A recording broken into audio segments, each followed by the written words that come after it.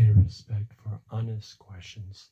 It is the noble pursuit of truth that brings liberty with all righteousness for which this presentation is given. In light of the publications of many academic scholars that have expressed doubt of the authenticity of the Book of Daniel, I have drawn from the pioneering work of E.W. Falstich to answer many questions that have left many stumped for resolution. E.W. Falstich made it his life's ambition to search out every historical document from every ancient kingdom that recorded events that could be used to make a chronological timeline of world history. Unlike most historians that are paid to find alternative theories of world and human history, Falstich used the Bible for the basis of his timeline.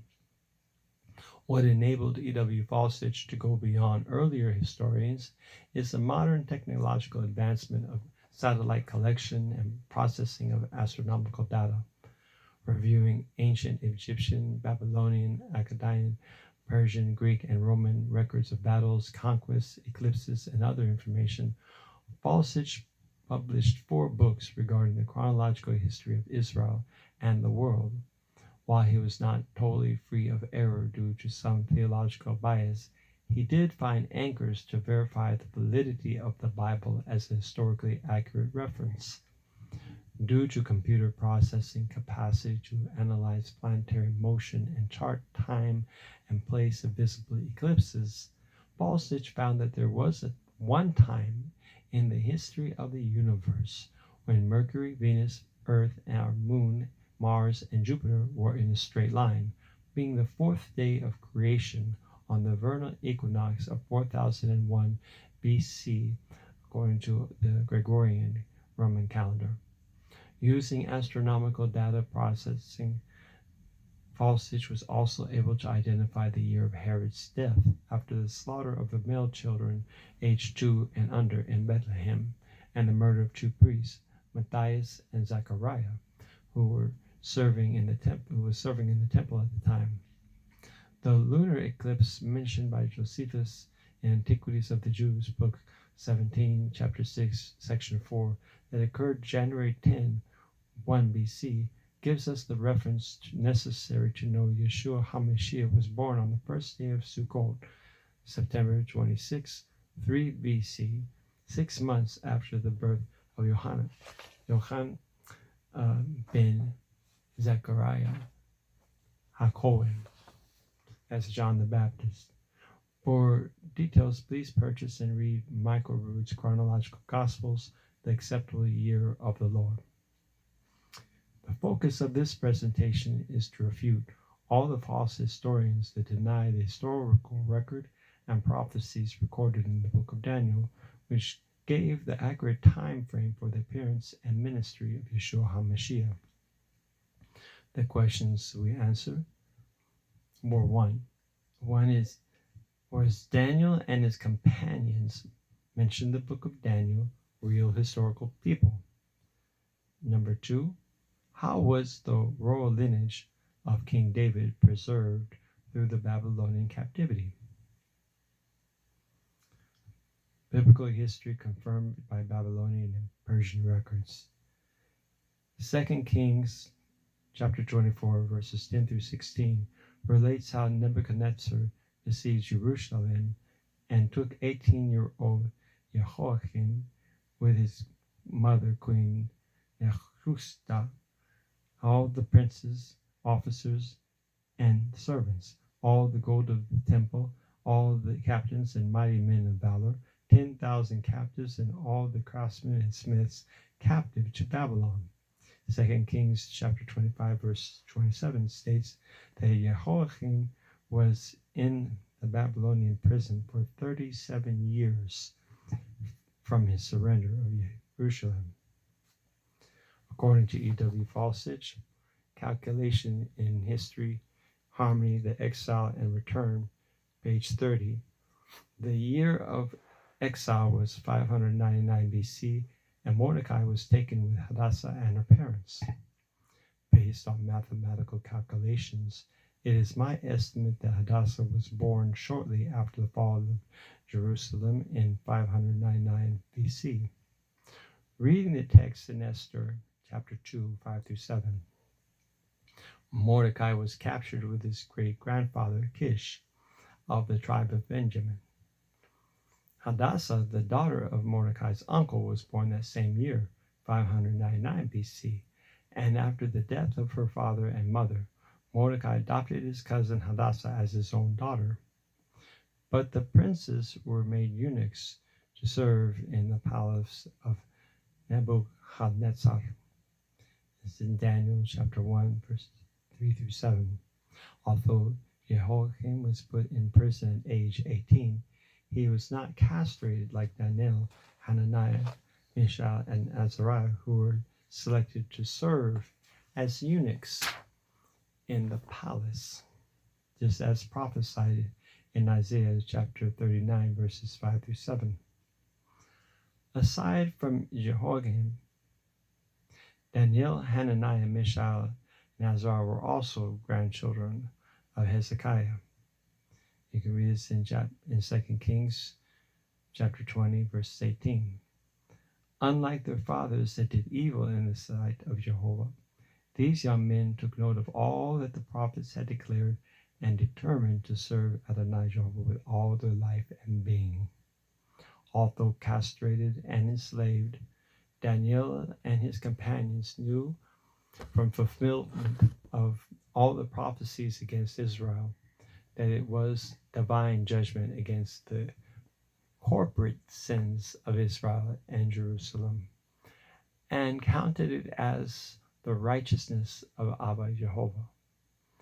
Daniel distinguished himself as the wisest and most excellent servant for every kingdom in power throughout the 70-year exile, with absolute faithfulness before Jehovah and the various kings that ruled.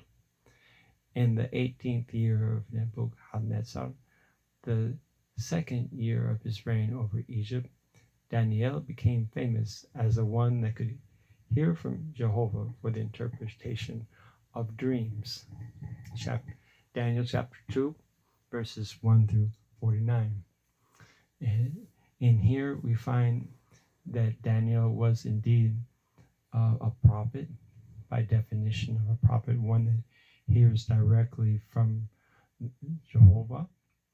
And also he received a message to deliver to kings and also to future generations, including us. So he was a messenger, mouthpiece of Jehovah, delivering a message he heard firsthand unto us. So he belongs with the prophets. In the 4th century AD, the Pharisees rearranged the scriptures to put Daniel with the writings, and it would appear simply because they knew that if they confess him to be a prophet, they know that Yeshua came and fulfilled the ministry of the Messiah at the point in time that was prophesied. And so there is, if Yeshua is not the Messiah, there is none. So in order to reject Yeshua, they had to reject the prophets. We'll discuss that another time. Now, background details of these kingdoms. Nebuchadnezzar inherited the throne of Babylon, and a treaty with the Medes by marriage with Cyrus' daughter Amyas. Cyrus also made a treaty with the Lydian king Alytus by marriage of his 26-year-old son, Prince Astyages, with the Lydian princess Irenaeus. Cyrus and Alytus then joined forces to destroy Nineveh in 612 BC. Astyages and Irenaeus had their only child, Princess Mandane, in 610 BC. After the final siege of Jerusalem, the 70-year captivity began in 590 BC.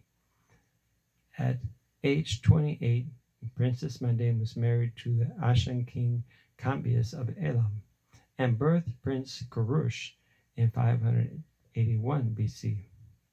After early childhood training as a shepherd, Kurush went to live with his maternal grandfather, King Astyages, and was given the name Cyrus. Now, how Daniel came to serve in Shushan. The reign of Nebuchadnezzar in Babylon was interrupted in 578 BC by 7 years of insanity, clinical lycanthropy, of which he was warned through a dream interpreted by Daniel that it would be the method of his humbling if he did not repent of his pride. Daniel chapter 4, 1 through 37. His son Belshazzar reigned in his place for the first 3 years, but was slain in 575 BC after profaning the holy vessels of Jehovah. Daniel chapter 5, verses 1 through 30. Queen Amyietis called her brother Astyages, who had just become Darius the Mede after the death of King Cyrus, to manage the territories of Babylon until the restoration of Nebuchadnezzar's sanity. Daniel chapter 5, verse 31. It pleased Cyrus the Mede to take Daniel the prophet back to Shushan to be one of 3 governors to administer over the provinces from India to Ethiopia.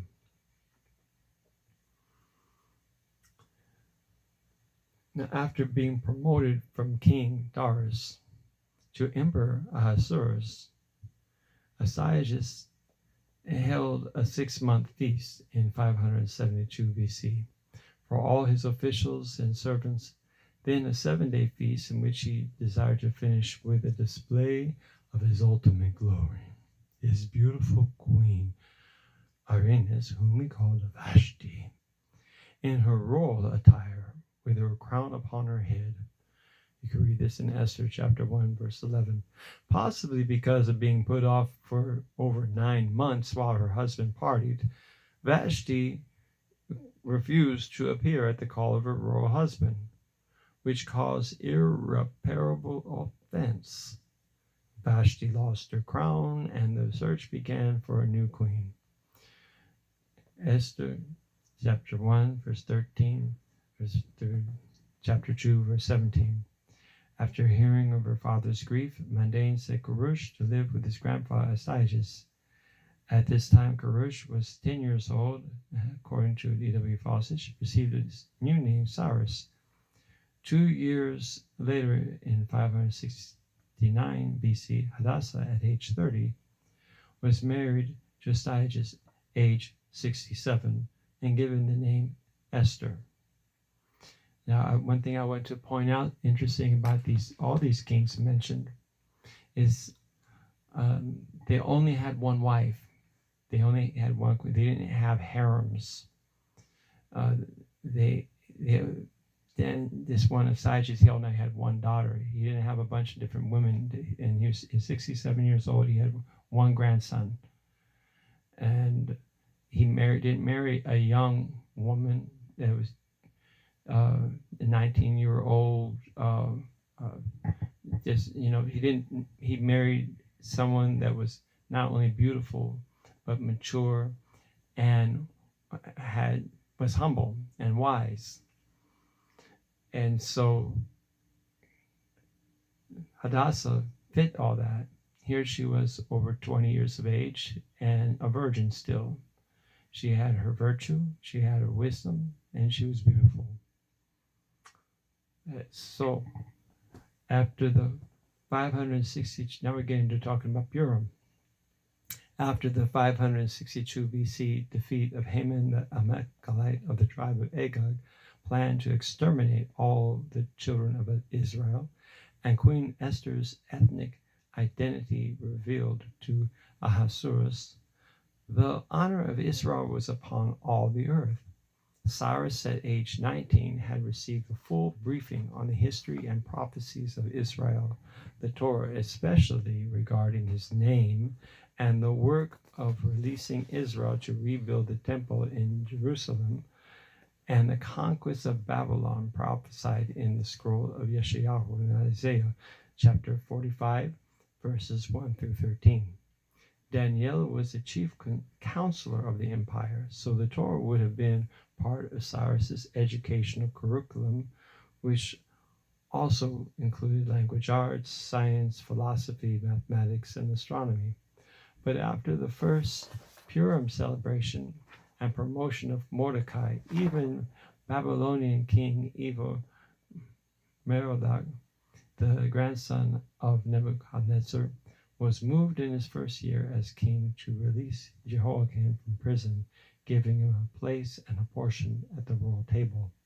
2 Kings chapter 25, verse 27 through 30. A surprising fact that must be recognized is that although Jehoiakim was imprisoned for 37 years, he was actually allowed to sire 8 sons in Babylon. You can read this in 1 Chronicles chapter 3, 17 through 8, and verse 17 and 18. Of which one was Shealtiel, through whom came Zerubbabel, carrying the lineage and promise of Hamashiach. Read it in Matthew chapter 1, verse 12, from the throne of David. In 560 BC, Ashan king Cambyses died, and Cyrus became king in Elam, quickly uniting territories to become the first king of Persia.